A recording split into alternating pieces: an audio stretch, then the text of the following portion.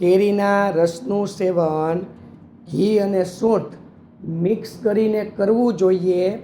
એનાથી તમને ખૂબ ફાયદાઓ થશે. જૂના જમાનાના માણસો, પ્રાચીન જમાનાના માણસો આ બંને વસ્તુ મિક્સ કરીને જ કેરીના રસનું સેવન કરતા. પહેલાં કંઈ મિક્સર નહોતા, પરંતુ કેરીને ઘોળી નાખતા અને પછી એને ઢાળીએ જે આપણો વાટકો હોય એમાં ઠલવતા અને ત્યારબાદ એને હલાવીને એ પ્રકારના રસનું સેવન કરતા. જ્યારે અત્યારે તો આપણે મિક્સર, બ્લેન્ડર આ બધું આવી ગયું છે, જેનાથી સરળતા રહી છે. હવે આપણે એ વસ્તુ ખાસ સમજવાની છે કે કેરીના રસમાં તમે ઘી અને સૂંઠ મિક્સ કરો તો શું એનાથી ફાયદાઓ થાય છે.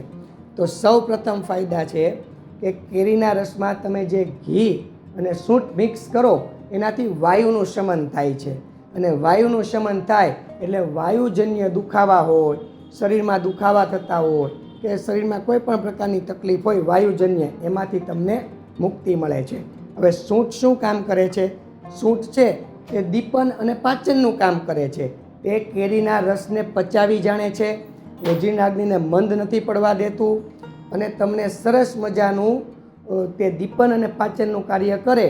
અને કેરીનો રસ પચી જાય એટલે તમને કાચો આમ ક્યારેય ઊભો નથી થતો. હવે કાચો આમ કોને કહેવાય? ખાસ વાત સમજવાની છે. તમે જોયું હશે કે કેરીની સિઝનમાં આપણે હેતકનો કેરીનો રસ ને કેરીનું સેવન કરીએ, પછી મોટાભાગના લોકોને જેવી કેરીની સિઝન પૂરી થાય એવું શરીર જકડાઈ જાય, શરીરમાં દુખાવા થાય, સાંધાના, કમરના, ગોઠણના આ પ્રકારના દુખાવા ઊભા થાય. એનું કારણ છે કાચો આમ વધી ગયો છે. તો આ કાચો આમ વધવા ન દેવો હોય તો આપણે કેરીના રસમાં સૂંઠ અને ઘી બંને મિક્સ કરવા જોઈએ. કેમ કે દીપન, પાચનનું કાર્ય કરે, વાયુજન્ય રોગોને શાંત કરે, પરિણામે બધું જ સરસ મજાનું પચી જાય એટલે કાચો આમ ઊભો થવાનો જ નથી. એટલા માટે આપણે કેરીના રસમાં ઘી અને સૂંઠ મિક્સ કરવા જોઈએ. હવે આ બંને વસ્તુ મિક્સ કરવાથી હજુ એક ફાયદો થાય છે. કેરીમાં રહેલા કાર્બોહાઈડ્રેટ અને તમે ઉપરથી જે સૂંઠ અને ઘી બે મિક્સ કરો છો એટલા માટે મસલ્સ મજબૂત થાય છે. જે લોકો દુબળા પતલા છે એને વજન વધારવામાં મદદ કરે છે, શરીરને એનર્જી આપે છે, નેચરલી એનર્જી બૂસ્ટર તરીકે કામ કરે છે. અને જે સૂંઠ છે એને પચવવાનું કામ કરે, ઘી છે અને કેરીમાં રહેલા કાર્બોહાઈડ્રેટ છે એને તાકાત, શક્તિ આપવાનું કાર્ય કરે. આ પણ એનું એક ખાસ મહત્ત્વ રહેલું છે. ઘી અને સૂંઠ, એમાં ખાસ સૂંઠ મિક્સ કરીને તમે જો એનું સેવન કરશો તો તમને વાયુ વિકાર સાથે કફના વિકાર પણ શાંત રહે છે. આપણે કેરીના રસમાં ક્યારેય પણ ખાંડ કે સાકર મિક્સ ન કરવી જોઈએ. પરંતુ અત્યારે મોટાભાગના લોકો શું ભૂલ કરે છે કે કેરીના રસમાં ખાંડ અથવા સાકર મિક્સ કરે છે.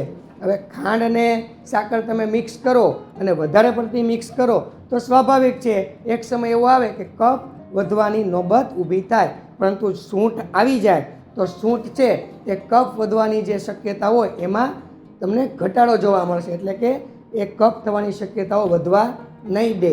આ પણ એનું એક સરસ મજાનું મહત્ત્વ છે. એક પૂરા કદની કેરી હોય ને આશરે, એમાં તમે જોજો કે સારી માત્રામાં નેચરલી સુગર રહેલી છે, પરંતુ એક્સ્ટ્રા જે આપણે ગળપણ લેવું છે તો એ આપણી ભૂલ છે. એટલા માટે આ ભૂલ આપણે ક્યારેય પણ ન કરવી જોઈએ. કેરીનો રસ ખાવો તો હંમેશા નેચરલી રીતે બનેલો જ કેરીનો રસનું સેવન આપણે કરવું જોઈએ. અને સૌથી અગત્યની બાબત કે કેરીના રસમાં તમે ઘી અને સૂંઠ મિક્સ કરીને લેશો તો રોગ પ્રતિકારક શક્તિ વધારવા માટે પણ તે મદદ કરે છે, નેચરલી એનર્જી બૂસ્ટર તરીકે પણ મદદ કરે છે, તો એ દીપન અને પાચનનું પણ કાર્ય કરે છે.